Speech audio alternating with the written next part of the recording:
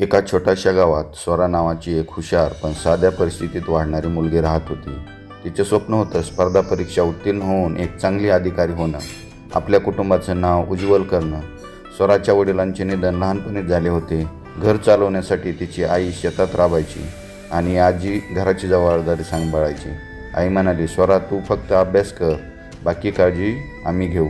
आई दररोज शेतातून दमून येऊन तिच्यासाठी दिवा लावायची आणि आजी तिला गोंडस बोलायची, बाळा, कष्ट कर, यश नक्की मिळेल.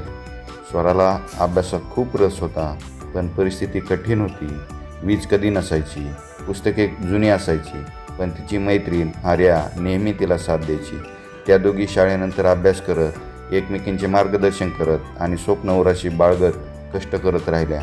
आजी रोज रात्री एक छोटीशी गोष्ट सांगायची, यशासाठी चिकाटी, मेहनत आणि प्रामाणिकपणा महत्त्वाचं आहे. तिचे शब्द स्वराच्या खोलवर मनात बसले. महिन्यांच्या मेहनतीनंतर परीक्षा झाली. निकालाच्या दिवशी घरात भीती आणि आशा होती. जेव्हा निकाल आला तेव्हा स्वरा परीक्षेत उत्तीर्ण झाली होती. सगळ्या गावात आनंद झाला. आईचे डोळे पाणावले आणि आजी म्हणाली, हे यश केवळ तुझे नाही, आपल्या कष्टाचे आणि प्रेमाचे फळ आहे.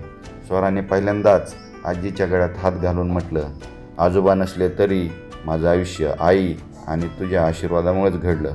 कष्ट, आई आजींचं मार्गदर्शन आणि खरी मैत्री हे या यशाचं गमक आहे.